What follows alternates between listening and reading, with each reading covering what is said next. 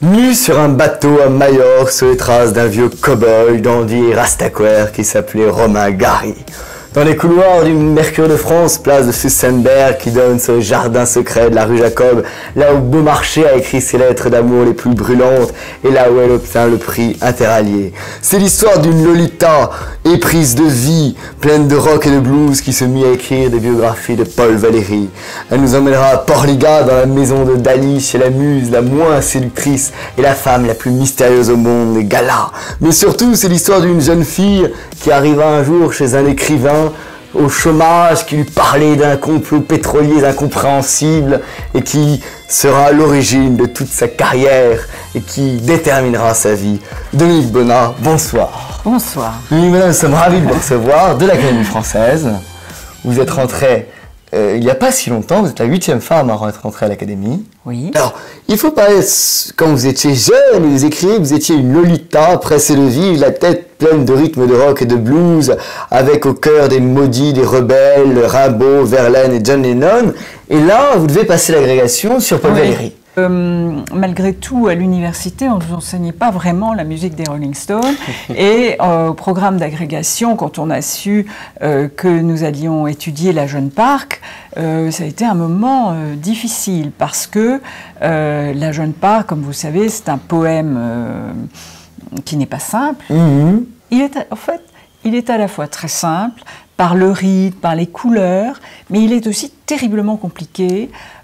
Quand Valéry évoque cette Jeune Parc, on ne sait pas très bien de quelle créature il s'agit, si c'était une jeune fille comme les autres ou au contraire un être mythologique. Vous voyez, alors on est entré dans ce long poème un peu comme sur une autre planète. Mais à la longue, ça a pas mal... il faut dire que le professeur... Le charme s'est exercé. Le professeur, vous avez dit que vous allez faire une étude psychologique, philosophique, métaphysique et cosmogonique. Exactement. Qu'est-ce que c'est une étude cosmogonique? Oh, je n'en sais rien. Je ne sais absolument pas ce qu'est une étude cosmogonique. Tout ça me passait vraiment au-dessus de la tête. Alors, on était très studieuse, très appliquée, mais finalement, il a eu beau déployer son talent pendant le cours, ce qui a vraiment déclenché notre amour pour la Jeune Parc, c'est le fait qu'il nous a fait lire à haute voix la Jeune Parc un peu à tour de rôle. Alors il y avait le premier rang qui lisait les premières parties, etc. Et on finissait toujours le cours comme ça. Et on s'est aperçu en lisant la Jeune Parc qu'il y avait un côté presque comme c'était une incantation, vous voyez, c'était une musique. De nouveau, on rejoignait des rythmes assez mystérieux et presque sensuels. Et à partir de cela, vous avez aussi découvert l'ambiguïté de Valéry, qui était à la fois l'homme très sérieux qui disait « la bêtise n'est pas mon fort » et à la fois celui qui faisait des parties fines avec Debussy. Alors, j'ai découvert ça beaucoup plus tard. Oui, beaucoup plus tard. Et pas du tout étudiante, parce que à la Sorbonne, on nous apprenait que l'œuvre, c'est l'œuvre, et la vie, c'est la vie, et qu'on ne mélangeait pas les deux. Et que nous étions priés d'étudier les livres, les poèmes, les romans, et surtout, peu importe la biographie de l'individu. Vous avez renoué avec l'esprit de Sainte-Beuve. Voilà. Alors, moi, je me suis toujours passionnée pour la vie des gens. J'aime savoir où cet individu est né, qui étaient ses parents, comment il a fait ses études, comment il est devenu poète. Ça m'intéresse. Je trouve que c'est un parcours merveilleux, les histoires des artistes. Donc j'avais vaguement regardé, je savais qu'il était de Sète, enfin qu'il avait l'accent du Midi, etc. Mais ce n'est que beaucoup plus tard que j'ai découvert Paul Valéry, tel que ses amis le connaissaient et l'aimaient, c'est-à-dire un homme assez gaulois, qui faisait souvent des mots d'esprit, qui était très blagueur, très taquin, et puis aussi un homme à femme. C'est un grand amoureux, Paul Valéry, on ne l'imagine pas. Et alors, Jean-Marie Boire de l'époque. C'est là qu'il faut parler de Jeanne. Je ne sais pas s'il faut le définir ainsi, mais c'est vrai que c'est un grand amoureux. Il y a eu beaucoup d'histoires d'amour dans la vie de Paul Valéry. Et il se trouve que un jour, j'ai pu apprendre, par la presse d'ailleurs, que l'une de ses maîtresses, la dernière maîtresse, avait vendu ses lettres d'amour. Elle les avait vendues aux enchères. Et c'était pas une ou deux lettres, c'était un millier de lettres. Et ces lettres sont donc passées à l'encan. Ce sont des universités qui les ont rachetées, universités américaines, universités japonaises. Et c'était des lettres d'amour absolument magnifiques, avec des mots d'amour qui n'avaient pas du tout le côté ésotérique de la Jeanne Park. C'était des mots simples, où il disait qu'il était fou, je suis fou de toi. Oui, c'était des mots très simples. Des mots très simples, très érotiques souvent. Et voilà. Et donc, cette espèce de double visage, Monsieur Tess d'un côté, et cet amant brûlant, fougueux, oui, j'ai eu envie d'écrire là-dessus. Et est-ce que Madame Valéry a mis la dernière lettre de Jeanne dans le tombeau? Alors, j'ai jamais... Oui, en principe, elle l'a fait, mais je n'ai pas pu avoir la certitude. Madame Valéry, Jeanne Voilier, puisque c'est ainsi qu'elle s'appelait, de son nom de plume, la dernière maîtresse, est venue quand même voir Valéry au moment où il allait mourir. Et voilà, et puis elle a envoyé une dernière lettre. Je ne sais pas. Il y a beaucoup de mystères dans les biographies. Vous savez, le biographe ne peut pas tout savoir. Il y a toujours des zones d'ombre. Alors il faut chercher, essayer de combler ces zones d'ombre, mais à un certain moment, cette ombre est nécessaire.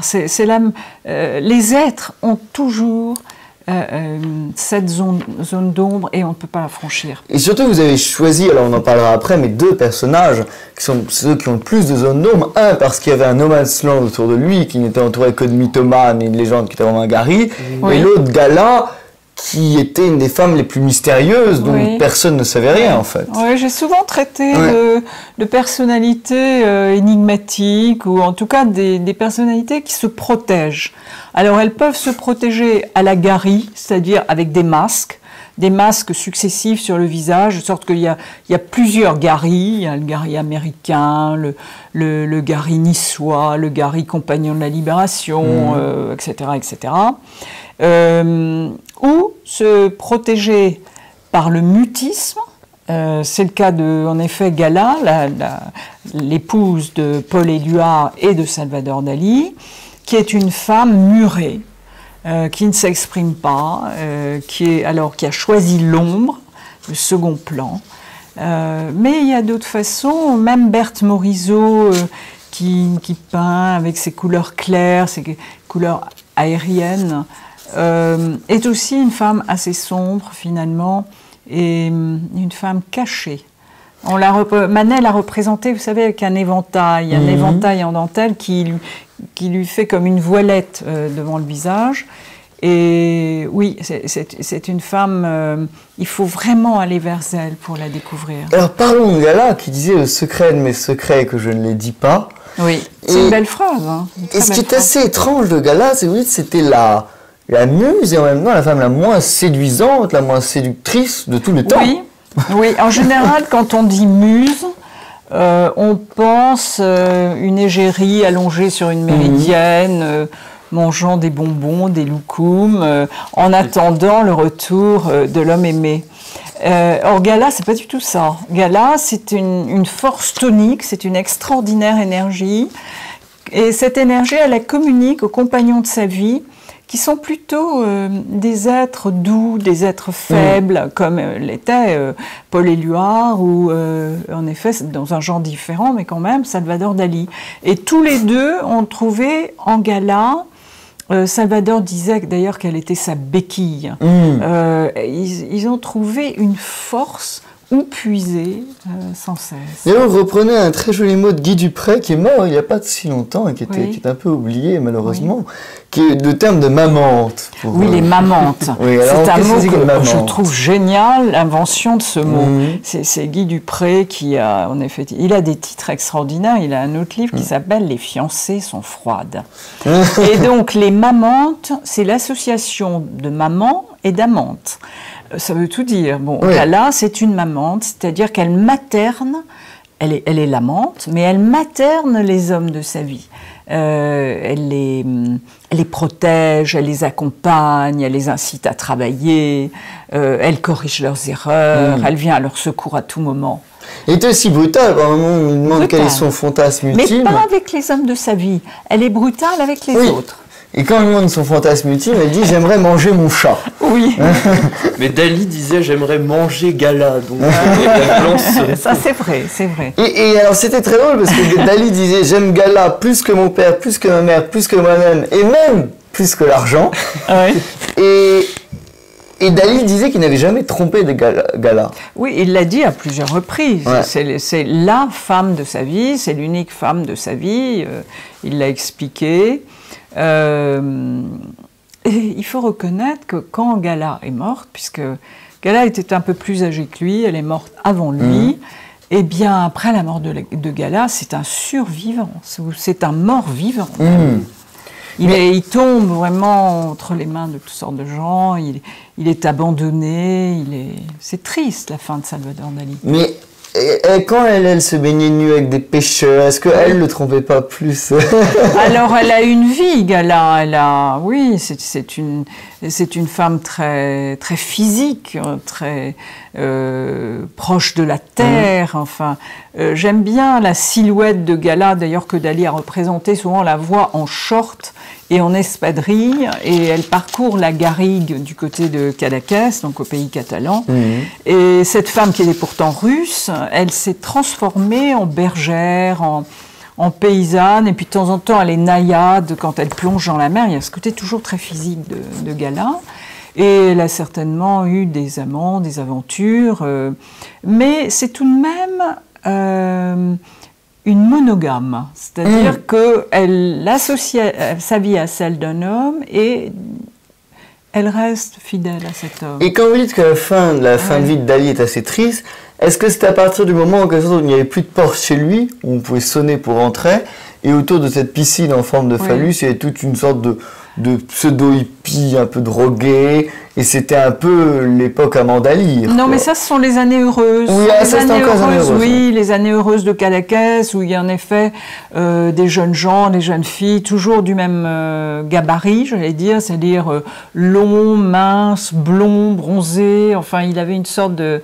Il aime les êtres qui ressemblent à des elfes, et on venait chez Salvador Dali, moi je n'y suis jamais allée, mais j'aurais pu, parce que je n'habitais pas très loin, et avec toute la bande des amis, quand on avait 18 ans, on allait beaucoup à Cadaqués, mais nous étions sans doute timides, un peu sauvages, on ne pensait pas, mais beaucoup de gens sont allés sonner chez Dali, étaient accueillis, on leur servait du champagne espagnol, etc.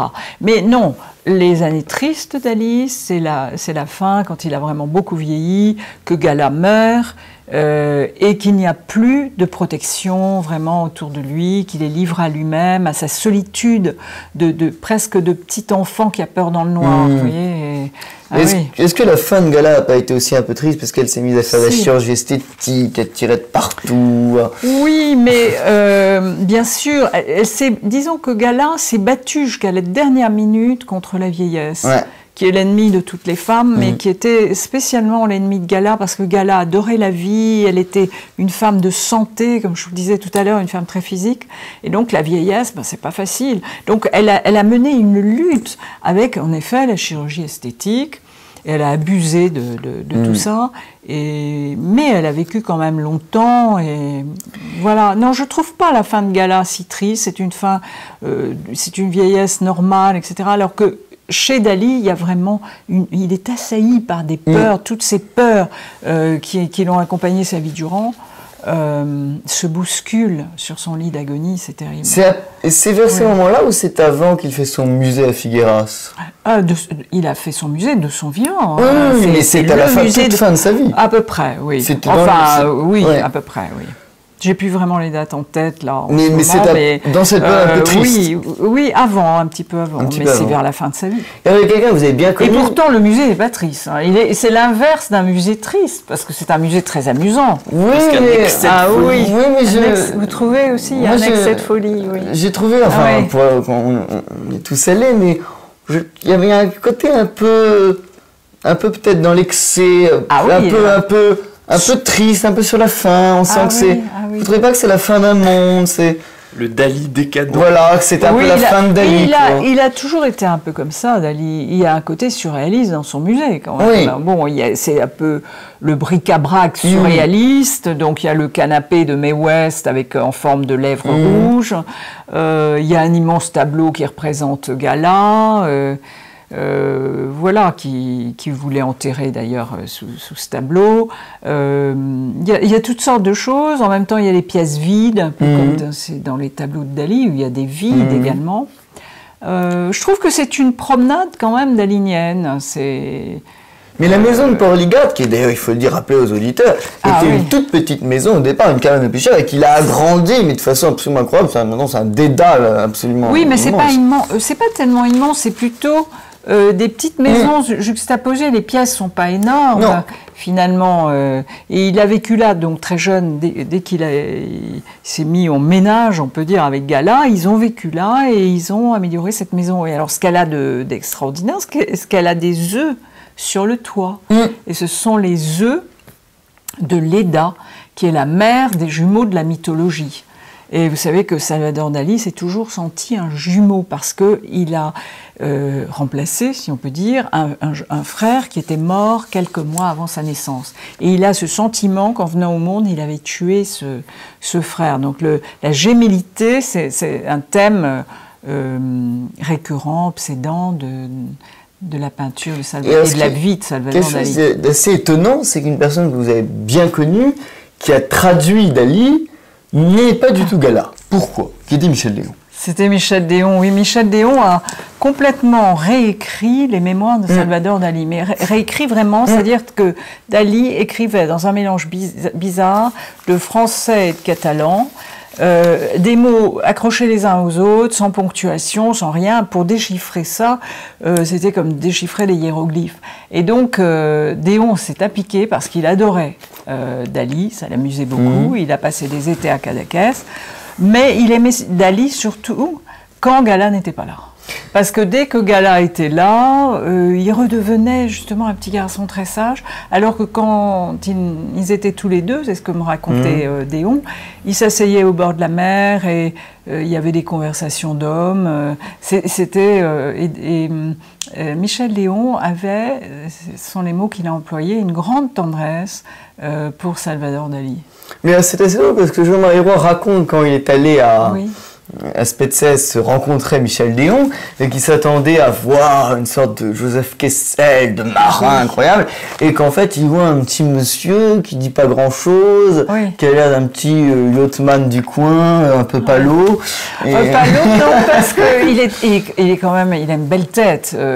Michel Déon, il a une tête un peu burinée, enfin.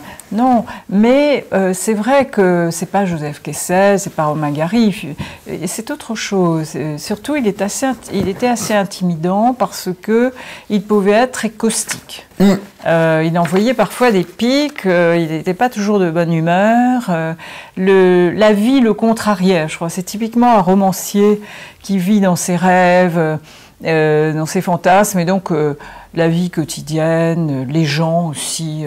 Je crois que ça représentait surtout des limites à ses rêves. Oui, beaucoup de gens qui ont connu Déon ne le décrivaient pas comme quelqu'un forcément très aimable. Non, c'est vrai.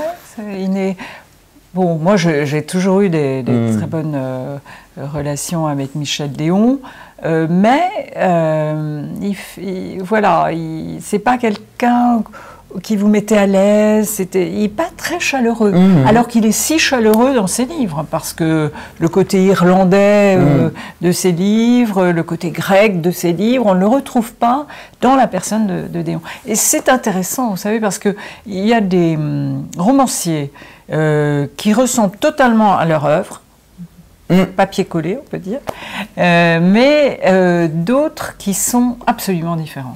À qui vous mettriez dans la deuxième catégorie? Il faut balancer les noms maintenant. Je trouve que Déon ne ressemble pas vraiment à ses livres, qui sont beaucoup plus épiques, beaucoup plus grandes aventures, histoires d'amour. Et au contraire, c'est un être très pudique, un peu, presque un peu fermé dans les relations, comme ça. Et je me souviens mon étonnement aussi quand j'ai rencontré Julien Gracq, par exemple. Ah, on le dit beaucoup, en effet. Oui, Gracq qui était un homme timide, voilà. qui recevait très peu. Peu de gens ont eu d'ailleurs l'honneur d'être reçus. Oui. Alors moi, il a été très gentil. J'avais jamais rien écrit. Je préparais les émissions de France Culture pour un journaliste qui s'appelle Jacques Pogam. Donc vraiment, j'étais une débutante et il a eu la gentillesse de me recevoir chez lui. Il habitait rue de Grenelle.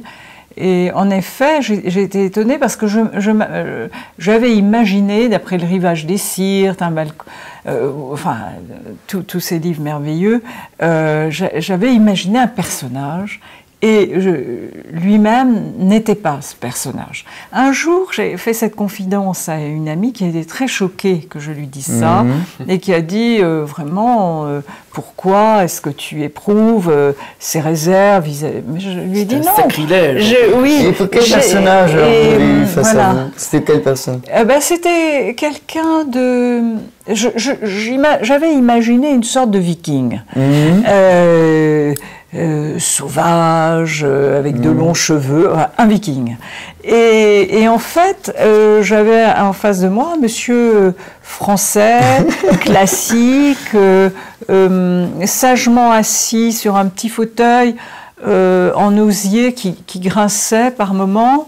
Moi, j'étais très très timide à cette époque-là, et lui, je crois qu'il était aussi timide que moi. Donc, on n'arrivait pas très bien à se parler, et tout d'un coup, voilà.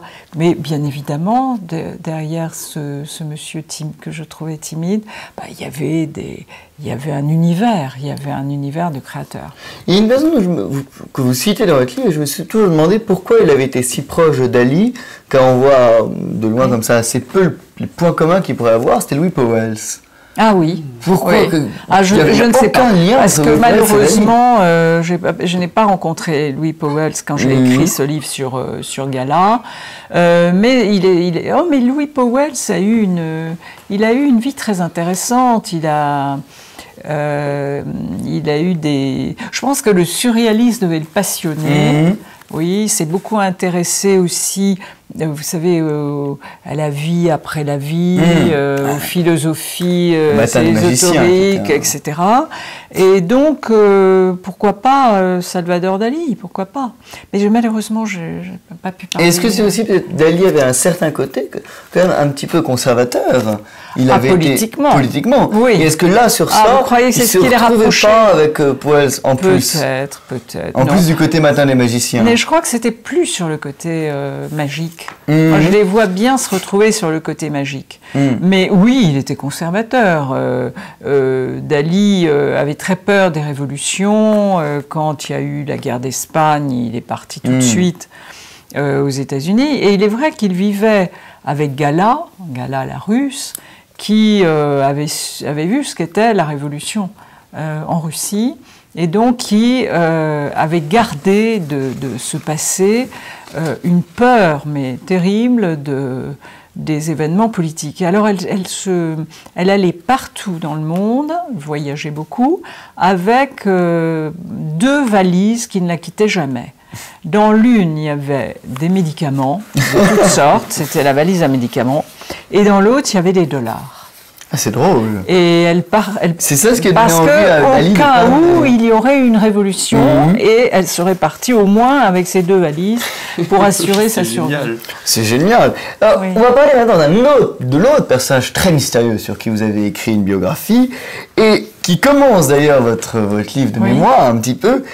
Et ça commence de façon très étrange, j'en parlais avec un ami commun juste avant de venir, ça commence en disant « je suis nu sur un bateau ». Oui, Alors pourquoi? Non, voilà. J'ai écrit en fait un livre, vous faites allusion à Mes vies secrètes, qui est j'ai eu tout d'un coup envie de raconter pourquoi j'avais écrit des livres et pourquoi, parmi ces livres, les plus nombreux étaient des biographies. Parce que c'est une question qu'on me pose souvent et je ne savais pas toujours y répondre. Donc je me suis dit, c'est pas possible, je ne peux pas mourir sans savoir pourquoi j'ai écrit ceci ou cela. Et la biographie, vous savez, c'est un genre assez spécial, c'est un genre souvent universitaire, enfin qu'on croit universitaire. On associe le biographe à un vieux monsieur à lunettes qui passe son temps justement dans les bibliothèques, au milieu des archives. Oui, quelqu'un d'austère qui travaille à la lumière des lampes. Et pour moi, la biographie, c'est pas ça, parce que la biographie, pour moi, c'est la vie. C'est l'étymologie même du mot, c'est écrire la vie. Et pour mes livres, plutôt que d'aller dans les bibliothèques, même si je les ai fréquentées aussi, j'ai bien aimé aller sur les lieux et rencontrer les gens. Et pour Gary, il se trouve que je suis allée à Majorque. Et à Majorque, comment voulez-vous, quand on a 25 ans, 30 ans et qu'on est au soleil un été à Majorque, voilà, la nudité faisait partie... Il se trouve que ces gens ne disaient pas plus de 10 phrases dans une journée. Enfin, ils n'avaient strictement rien à dire. Non, parce que pourquoi parler quand on est au soleil, sur la mer, enfin, la nature suffit. Vous dites que toute élévation intellectuelle y était proscrite. Un peu comme ici. Quand vous dites votre rôle de biographe, ce serait un peu, par exemple, le contre-exemple, ce serait Ghislaine Diesbach, par exemple. Oui, mais il parle très bien de... J'aime beaucoup les biographies de Ghislaine Diesbach, c'est un grand biographe. Mais dans le personnage. Et il parle très bien, il évoque très très bien les personnes. Quand il se met à peindre Anna de Noailles ou Proust, on les voit, c'est les campés, etc.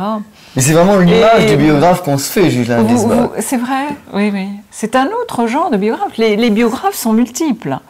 Donc chacun a un peu sa personnalité, différent. Et voilà, donc moi j'ai bien aimé commencer ce livre au soleil. Et d'ailleurs, de manière générale, j'aime bien écrire au soleil. Ou même quand je suis à Paris, je m'arrange pour convoquer des sujets un peu solaires. Je crois que c'est aussi mon histoire personnelle, enfin le fait que je suis d'origine méditerranéenne, voilà. Et alors c'est assez drôle, il existe même des photos prise par un Leica de vous. Oui. Ah ouais, je vais me mettre à rougir, bien que les années aient tellement passé, mais quand même. Mais oui, mais elles ont disparu. Ah, elles ont disparu. Oui, vous avez fait disparaître. Oui, elles ont disparu. Les preuves. Mais alors, ce qui est assez drôle, c'est que finalement, toute cette quête à Majorque n'a pas servi à grand-chose pour Gary, en fait. Oh, si, elle a beaucoup servi. Elle a beaucoup servi, parce que c'est vrai que je n'ai pas eu, si vous voulez, des témoignages très consistants, des interviews entières glissées dans ma biographie, mais en revanche, elle m'a fait comprendre beaucoup de choses sur Romain Gary, parce qu'il a beaucoup aimé cette île, il avait choisi d'y avoir une maison, il y est venu à un moment de sa vie qui n'était pas simple, parce qu'il vivait à ce moment-là avec Jean Seberg, il venait d'avoir son fils Diego, mais c'était l'époque des Black Panthers en Amérique, du racisme américain, il écrivait Chien blanc, etc. Donc, sous le soleil de Majorque, je découvrais un autre Gary, qui n'est pas le Gary russe, lituanien, etc., qui n'est pas non plus le Gary niçois, qui n'est pas le Gary parisien, qui est le Gary solaire, qui est le Gary qui lui aussi entretient des rapports particuliers avec le soleil. C'est important, vous voyez, c'est très important. On ne peut pas, quand on écrit une biographie, se cantonner aux documents. Les lieux parlent, les témoins d'une vie peuvent parler aussi. Il faut rechercher les empreintes un peu partout. Et là où c'est compliqué, c'est qu'il y avait autour de Gary déjà une sorte de no man's land total. Rien n'avait été fait sur Gary, il n'y avait aucune étude. C'était sa première biographe. Oui, j'ai été sa première biographe. J'ai écrit ce livre il y a très très longtemps. Et tous ses amis étaient complètement mythomanes. Et beaucoup. Et hostiles à vous. Beaucoup. Alors, il y avait d'abord... de ma part, un très grand enthousiasme pour aller vers lui, mais cet enthousiasme a été très vite confronté à des espèces de buissons d'épineux qui surgissaient de toutes parts. Soit les gens ne voulaient pas me répondre, partaient, fuyaient, se dérobaient ou me claquaient la porte au nez. Soit me répondaient, mais j'avais l'impression qu'ils inventaient des histoires qu'ils n'avaient pas tout à fait vécues, j'avais aucun moyen de vérifier, c'était compliqué. Donc j'étais sur un terrain mouvant Et impossible d'établir des certitudes. C'est extrêmement compliqué pour un biographe. Le biographe veut avoir des certitudes, il veut pouvoir donner des interprétations bien réfléchies, bien analysées. Et lui, Gary, effaçait, semait des fausses traces. C'était un jeu de piste extraordinaire. Et vous avez vécu, je crois, à peu près 4 ans de galère. Oui, on peut dire de galère. Le mot est juste. Et vous dites qu'il y a eu une sorte de malédiction autour de ce travail qui a abouti à ce que maintenant vous ne pouvez plus lire Romain Gary. Vous dites « La nuit l'entoure, une nuit sombre et menaçante, tout comme en Afrique, berceau de tous les vaudous, les étoiles sont les âmes des éternels errants. » Est-ce que toutes vos biographies vous hantent à ce point où vous provoquent... Non, il y a des biographies paisibles, il y a des biographies lumineuses, il y a des biographies douloureuses, il y en a de tout type. Et chaque sujet déteint sur le biographe qui reçoit les couleurs, mais aussi les ondes presque musicales du personnage. Avec Romain Gary, mon expérience, a été très compliquée, c'est vrai, parce que les difficultés qu'il suscitait au cours de cette enquête se sont peu à peu transformées, ou plutôt se sont aggravées, si vous voulez, et j'avais l'impression progressivement qu'une nuit s'installait autour de lui. Il est vrai que, Romain Gary, quand même, s'est suicidé. On ne se suicide pas comme ça du jour au lendemain. Il y a donc un chemin qui conduit à ce suicide, forcément très, très lourd. Et le biographe que j'étais devait remettre ses pas dans ceux de Romain Gary. Donc, vraiment, c'était une enquête compliquée.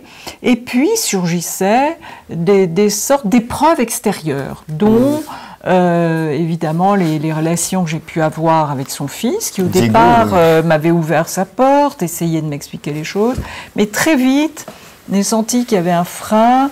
Et lorsque ma biographie a été prête, il s'est opposé à cette biographie, il a trouvé que c'était pas assez bien, etc. Et moi, j'avais conscience d'avoir fait un vrai travail, un travail qui méritait vraiment de sortir au grand jour. Je ne prétends pas posséder la vérité sur Romain Gary. Il n'y a d'ailleurs pas de vérité unique sur qui que ce soit sur cette terre. Il y a toujours plusieurs vérités, mais en tout cas, celle que je voulais exposer à mes lecteurs, elle était soutenue par un travail, par une documentation honnête, et je voulais défendre mon point de vue. Et là, il y a eu des grandes difficultés, et puis il y a eu aussi des choses presque alors, on va penser que je suis une sorcière, mais je ne le suis pas, mais il y a eu tout de même des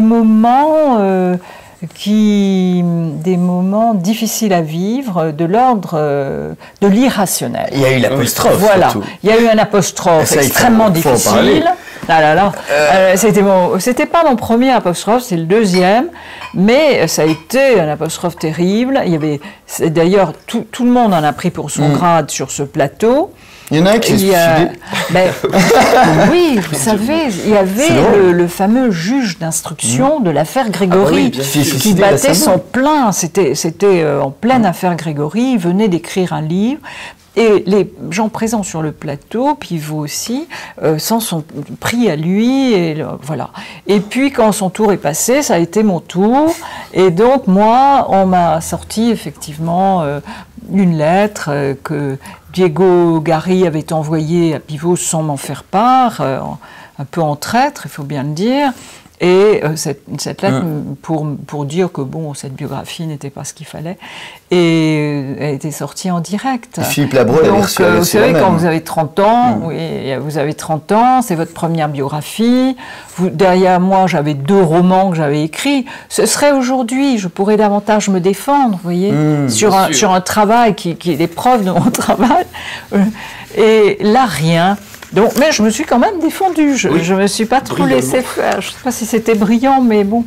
Et à la sortie de cette émission, un incident, une autre malédiction se produit, la mort tragique d'un cycliste. Ah, je ne sais pas s'il est mort, il n'est peut-être pas mort. On l'a retrouvé, il est là. Non, j'espère qu'il est pas mort.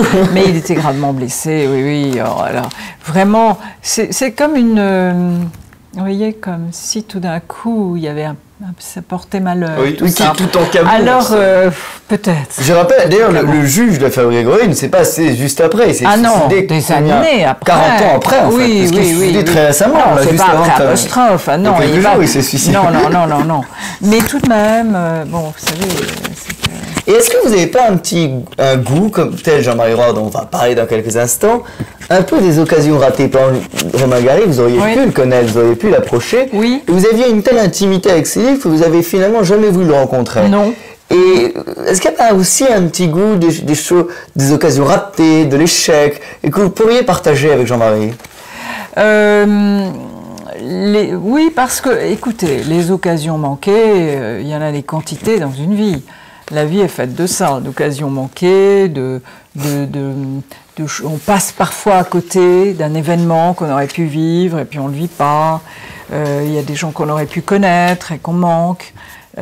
Oui, une vie c'est ça aussi, il y a beaucoup d'échecs dans une vie. C'est pas un parcours lumineux, toute une traite, non, c'est tout en courbe.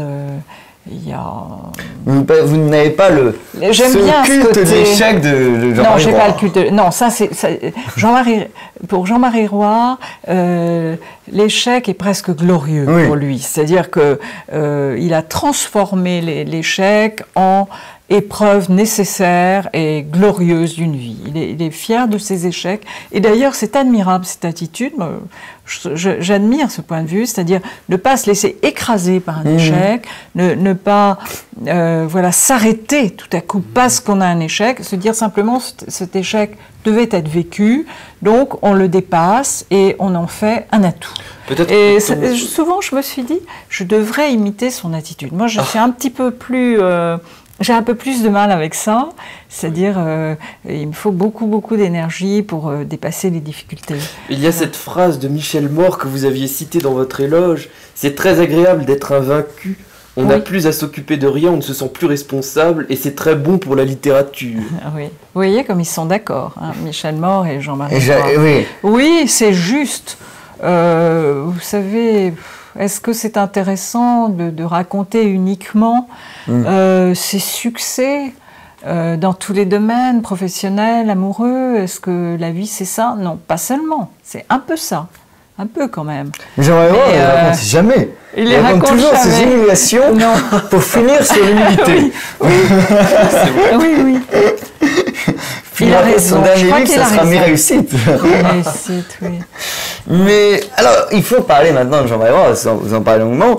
Vous voyez ce jeune homme, brun, les boucles rebelles, qui parle à toute vitesse, d'une manière saccadée, comme s'il menait une course contre le temps, et surtout qu'à l'époque était chômeur déjà. Oui. C'est dire. Il était chômeur, et surtout il vous parlait d'une sorte de truc pétrolier dont vous ne comprenez strictement rien. Il a été viré du Figaro, en fait. Il était journaliste au Figaro et il avait été viré, il faut employer le mot, du Figaro. Donc il se retrouvait au chômage et il en a profité d'ailleurs pour écrire un livre. Et c'est pratique le chômage pour un écrivain. Pardon, monsieur, il a été viré, ce qui était... Pardon, par son idole, on peut dire. Donc là, il avait traversé quelque chose de vraiment très compliqué. Et moi, j'étais envoyée par Jacques Pogam, journaliste à France Inter et à France Culture, pour préparer l'interview avec lui. Il devait venir quelques jours plus tard à France Culture. Et j'étais venue lui poser des questions sur le livre qu'il venait de terminer. Et qui était, ça devait être Les Feux du pouvoir, sans doute. Ah oui, qui est le livre qu'il a lancé. Voilà, qui est le livre qui a eu l'Interallié. Donc, moi, je n'avais strictement rien écrit, même pas un article de journal. J'étais étudiante, j'avais j'avais passé la grecque et j'étais devenue l'assistante de Jacques Pogam parce que j'étais fascinée par... je voulais pas rester dans l'enseignement. En fait, je voulais pas retourner au lycée. J'avais l'impression de rester une enfant en retournant au lycée, même en tant que professeur. Il fallait que je connaisse la vraie vie, enfin. Et donc, la télévision, mais surtout la radio m'intéressait. Et comme j'étais timide, c'était très bien de préparer les émissions de quelqu'un qui, lui, prenait le micro. Et ce qui vous a plu, c'est Jean-Marie, c'est quelqu'un qui a raté 5 fois son bac, qui n'a pas été un un génie dans les études, on peut le dire. Non, c'est pas tellement ça qui m'a fascinée chez lui. C'est que, en fait, j'arrivais pour la première fois dans une sorte d'atelier d'artiste. Oui. C'était un appartement, un peu comme ici, couvert de livres. Et quand il n'y avait pas des livres au mur, il y avait des tableaux, des gravures et des dessins. Il n'y avait pas un morceau de mur en peinture, en peinture lisse. Tout était occupé. Et cette profusion, et en plus, on sentait qu'il était vraiment chez lui, au milieu de ses livres et de ses tableaux. Il avait lu tous les livres qui étaient là, et les tableaux, il pouvait vous raconter leur histoire. Et c'est ça qui m'a plu, c'est qu'il habitait cet endroit et il ressemblait, voilà. Alors en plus, il parlait d'Aragon, je ne sais plus de qui, de Chateaubriand, comme si c'était des amis. Qui avaient dîné chez lui la veille. Il n'y avait rien de livresque, il n'y avait rien d'érudit chez lui. Non, il n'y avait pas cette érudition. Oui. Et donc, il citait des passages de leurs livres, mais c'était des passages vivants. Tout ça était vivant. Et ça m'avait vraiment beaucoup, beaucoup plu. Et c'est là que pour la première fois, j'ai vu représenter Berthe Morisot au bouquet de violettes. Il n'avait pas le tableau, qui était chez des cousins, ses cousins germains, mais il avait une reproduction, ou même une affiche, je crois, de ce tableau. Et je lui avais dit « Ah, mais qui est-ce? Qu'est-ce que c'est ?» C'était la première fois que je voyais Berthe Morisot au bouquet de violettes, qui est un tableau magnifique aujourd'hui au musée d'Orsay. Et c'est drôle. Et d'ailleurs, vous aviez beaucoup aimé. Est-ce que vous avez découvert à ce moment-là donc l'atelier de Berthe Morisot qui est habité par ses cousins? Plus tard. Bien plus tard. On y allait. Ah oui, j'ai écrit beaucoup de livres avant d'écrire le Berthe Morisot. Et bien plus tard, alors c'est vrai, j'ai écrit donc Berthe Morisot, et ensuite j'ai écrit Deux sœurs, qui est un peu la suite de Berthe Morisot. C'est ma petite saga de l'impressionnisme. J'ai écrit 3 livres là-dessus. Berthe, les Deux sœurs, et aussi le Paul Valéry, puisque Paul Valéry est apparenté, enfin, où il est allié à cette famille, puisqu'il a épousé une nièce de Berthe Morisot. Est-ce que vous n'avez pas en commun avec Jean-Marie Roire, lui qui est en quelque sorte un éternel candidat à l'Académie française, d'être, comme vous dites, une éternelle débutante en littérature? Est-ce que ça n'est pas une sorte d'humilité par rapport à votre œuvre? Enfin, écoutez, je ne sais pas si je le suis, mais j'espère que je le suis, parce que finalement, en littérature, bon, moi je suis très, très modeste, j'écris mes livres du mieux que je peux et avec beaucoup de passion. Mais je ne place pas mes livres au pinacle, et il y a des écrivains que j'admire vraiment énormément.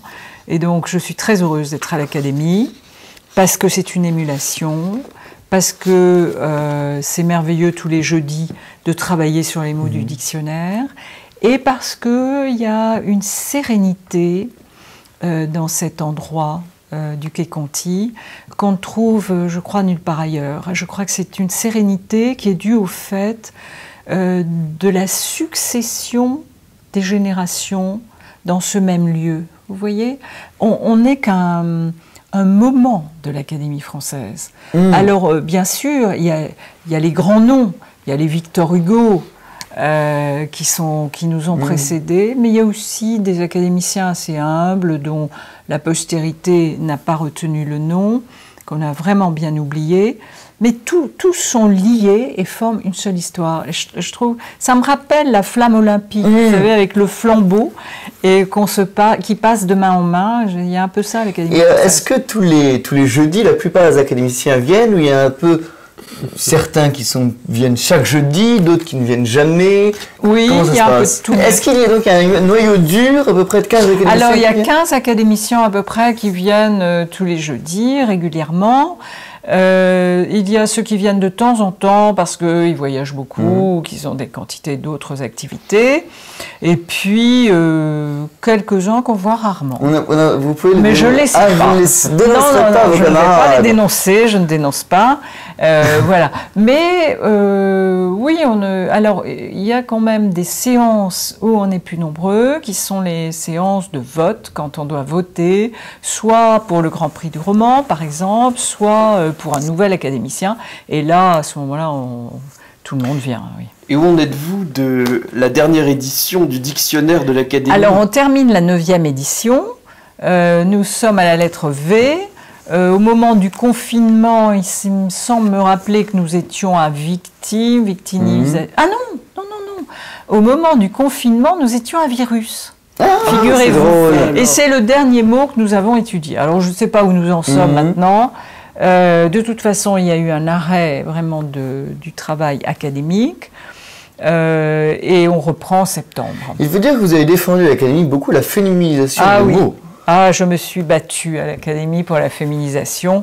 J'ai eu beaucoup de mal parce que, comme vous savez, l'Académie s'était prononcée il y a pas mal d'années, à l'époque où Maurice Druon était secrétaire perpétuel, s'était prononcée avec beaucoup de sévérité, contre la féminisation du vocabulaire. Et quand je suis entrée à l'Académie, on observait un moment de silence quand on est élu, on n'entre pas dans les débats. J'ai eu tout le temps de réfléchir aux mots qui défilaient les uns après les autres, et j'étais cependant assez choquée que le masculin soit d'une telle hégémonie encore aujourd'hui, en 2018, en 2019, voilà. Et dès que j'ai pu prendre la parole, dès qu'on me l'a donné, j'ai manifesté ça a été une catastrophe, désaccord sur ce point, avec une certaine douceur au début, puis plus de fermeté, parfois avec colère, parce qu'il y a des mots, je trouvais qu'il fallait entrer dans cette féminisation, parce que le vocabulaire ne suivait pas l'évolution sociale et professionnelle des femmes. Mais est-ce que sur ce point-là, vous ne bataillez pas avec un autre académicien qui, je pense, n'est pas tout à fait dans cette idée-là, qui est Alain Finkielkraut? Alain Finkielkraut n'est absolument pas d'accord avec la féminisation. Ah, et il n'est pas le seul. Il y a beaucoup qui s'opposent à la féminisation. C'est grâce à vous que le mot Covid-19 a été féminisé. Non, absolument pas grâce à moi. Mais non, non, non. Mais en revanche, si vous voulez, le point sur lequel je me battais, c'était pour les métiers, les titres et les fonctions. C'était pas sur tout le vocabulaire. On va pas se mettre à féminiser le soleil ou à féminiser le fauteuil. C'est pas du tout la question. La question portait uniquement sur les métiers exercés par des femmes. Et ces métiers exercés par des femmes devaient pouvoir être exprimés au féminin, qui est le genre qui correspond aux femmes. De même que nous sommes romancières, pouvons-nous être écrivaines? Alors, ces chers académiciens me disaient « Mais Dominique, c'est épouvantable, ce mot est très laid. » Ce mot est très laid. Mais pourquoi est-il très laid? C'est simplement qu'il est nouveau et que notre oreille n'y est pas faite. La musique de Debussy choquait énormément les contemporains. Maintenant, la musique de Debussy, c'est classique. Alors, pour parler encore d'un peu de l'Académie, quels écrivains, c'est assez amusant de voir qui rentrent à l'Académie. Oui. Et d'ailleurs, le dernier à être entré à l'Académie, c'est aussi un biographe, avant tout. Attendez, de qui me parlez-vous? Du diplomate. Ah, bien sûr, Mauricio Serra. Mauricio Serra est oui, Mauricio Serra est un grand biographe. C'est un biographe. Oui, c'est un biographe. Oui, oui.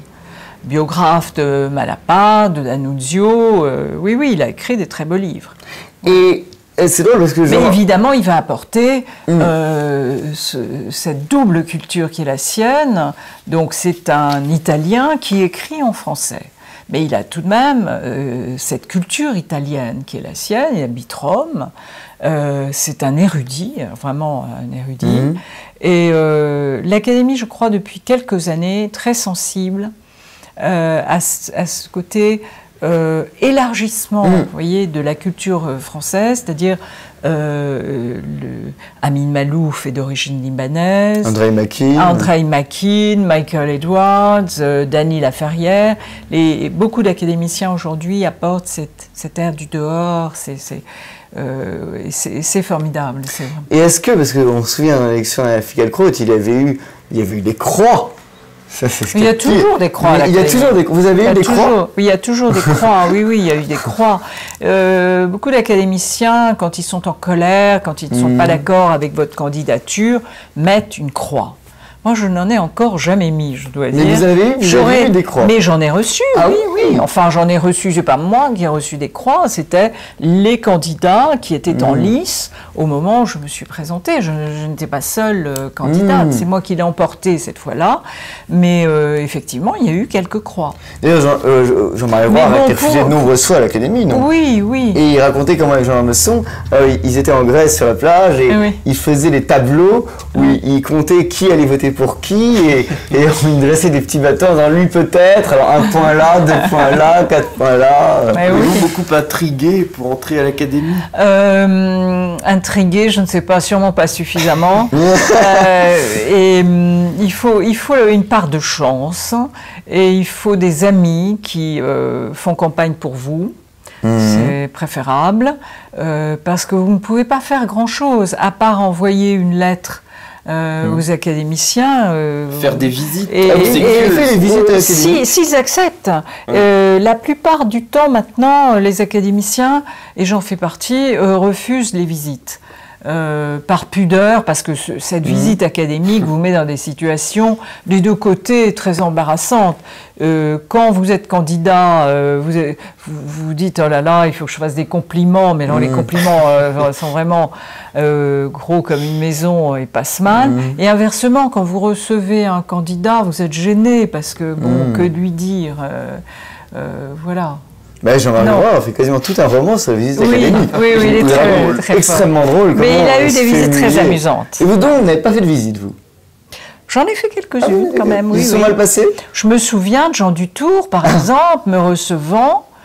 Il n'aimait pas, il s'était opposé, Jean Dutour, à Marguerite Yourcenar. Il était contre l'entrée des femmes, il voulait que ça reste un club pour les hommes. Et donc, je vais lui rendre ma visite. Il avait quand même accepté que je lui rende visite chez lui. Il a ouvert la porte et il m'a dit « Alors, on veut devenir une petite bonne femme verte ?» Et moi, évidemment, je suis restée stupide, ne sachant que dire, sinon lui sourire. Il faut dire qu'il avait aussi un appartement extrêmement sombre avec un grand canapé rouge, je crois. Je ne me rappelle plus les couleurs. J'ai un souvenir, en effet, d'une absence de lumière. C'était très sombre. Et il avait dit une phrase, je ne sais plus très bien, quelle phrase il avait dite sur les académiciennes, enfin l'idée d'en faire rentrer les femmes, mais qu'il voulait rester entre vieux mâle ou vieux coq. Vieux mâle.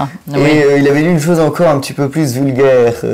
Il était parmi les précurseurs du vocabulaire, parce qu'aujourd'hui, le mâle blanc, etc., c'est une banalité, alors que lui, il l'employait assez fréquemment. Je me souviens de cette expression qui me choquait à ce moment-là et qui est devenue... Je crois qu'il avait dit une mémoire, je crois qu'il avait dit, surtout si en plus ce sont des femmes qui n'aiment pas beaucoup les hommes. Ah oui, Mais il faut vous raconter peut-être, alors on va avancer un tout petit peu, mais quand vous avez eu votre prix interallié, c'est assez incroyable parce que vous étiez édité au Mercure de France, qui est juste derrière Place Fürstenberg, qui donne sur les jardins de la rue Jacob, et vous l'avez presque eu grâce à une technique de mage. Grâce à un maléfice, on peut tout savoir. Oui, alors c'est difficile de parler devant une caméra avec un micro. En fait, écrire dans un livre un épisode comme celui-là, c'est presque plus facile parce que vous savez que les mages, en ce moment, il est possible qu'ils nous écoutent, qu'ils nous entendent, donc c'est très dangereux de les évoquer. Je ne dirai jamais son nom. Mais rappelez que vous avez fait une maîtrise sur les fées et les sorcières. Oui, je crois. Et j'ai écrit aussi un roman sur le vaudou qui s'appelle Le manuscrit de Port-Ébène. Donc je crois que c'est aux vies mystérieuses, on va dire. Force de l'esprit, comme dirait l'autre. Oui, aux forces de la nuit. Force de la nuit. C'est ce qui vous plaisait aussi chez Michel Maure. Il y avait le côté légende celtique, la claire de lune, les forêts bretonnes. Je crois beaucoup au mystère de la vie, ça c'est vrai. Et la preuve, c'est que pour le prix interallié, normalement, je n'aurais jamais dû avoir ce prix interallié. Pourquoi ? D'une part, parce que j'étais une jeune romancière débutante, d'autre, enfin assez débutante, c'est pas mon premier roman, mais presque, que à l'époque, vous savez, il y a des querelles d'éditeurs pour les prix littéraires, et à l'époque, le Mercure de France n'avait absolument, qui me publiait, n'avait aucune chance au prix Interallié. Et mon éditeur, qui s'appelait Simone Gallimard, était une combattante, et elle avait décidé que j'aurais ce prix. Alors, elle avait fait toutes sortes de manœuvres, elle avait téléphoné, elle avait invité les jurés à déjeuner, ce qui se fait assez souvent, mais au dernier moment, elle sentait que l'affaire lui échappait, et donc il se trouve qu'elle publiait un livre sur un certain mage qui était écrit par une messagère du mage. Et elle en parlait de cela, du prix Interallié, à cette personne, et elle lui a demandé d'intercéder en faveur du mage, en ma faveur. Et la veille du prix, elle m'a donné une photo du mage que je devais avoir sur moi, à même la peau, dès l'aube, jusqu'à l'heure du prix. Bon, alors moi, docile, me disant après tout, pourquoi pas, j'ai mis cette photo sur moi et j'ai attendu que le matin se lève, etc. Eh bien, oui, nous avons eu le prix. Et je suis restée quand même très, très impressionnée, et d'ailleurs mon éditeur aussi, on était toutes les deux persuadés que cela avait eu une action. Vous ne donnez qu'un indice, on sait que ce mage est enterré, je crois, au Père-Lachaise. Mais il ne faut pas en dire que plus. sa tombe est fleurie de fleurs jaunes, la couleur du Et souffle. vu la quantité immense d'auditeurs qui nous écoutent, il y a des gens qui nous écoutent. Oui, il est très connu, travaille. c'est un mage très connu et qui, voilà, et que beaucoup de gens ont recours. Vous savez, quand les gens sont perdus, qu'il n'y a plus aucune autre solution, que rien ne répond, et si vous n'avez pas tout à fait la foi dans une religion ou une autre, il reste la magie noire. Écoutez, Dominique Bonnat, on va peut-être s'arrêter sur ça. On pourrait parler aussi de la première femme dans Malraux, on a vu Sven Zweig, mais tant de choses, on pourrait rester des heures. Oui, parce que la magie noire doit être quand même compensée sur cette planète par la lumière, par le soleil, par l'amitié, par beaucoup d'autres choses. Ça, c'est le côté dormant. Heureusement.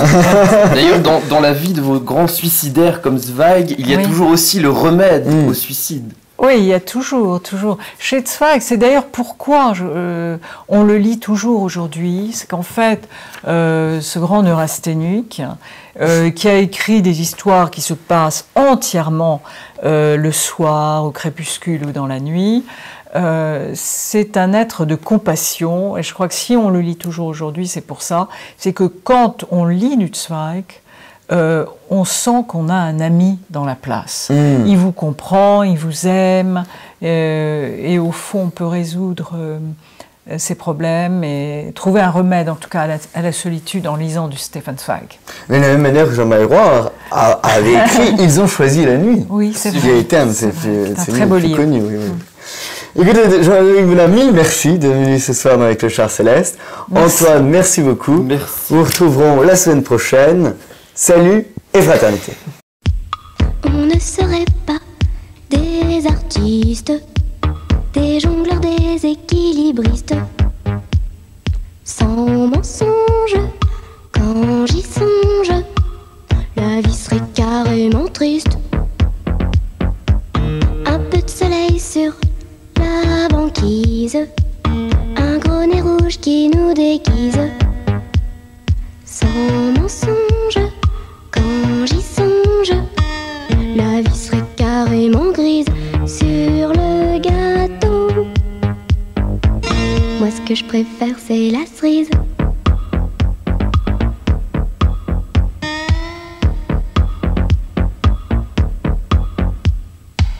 Changer les scènes, changer les rôles, un autre costume sur les épaules. Sans mensonge, quand j'y songe, la vie serait pas vraiment drôle. On ne serait pas funambule, on s'ennuierait comme des pendules. Sans mensonge, quand j'y songe,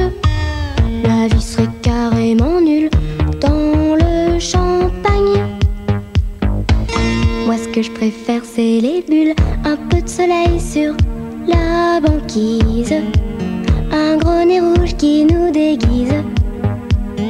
Sans mensonge, quand j'y songe, la vie serait carrément grise sur le gâteau. Moi ce que je préfère c'est la cerise. Moi ce que je préfère c'est la cerise.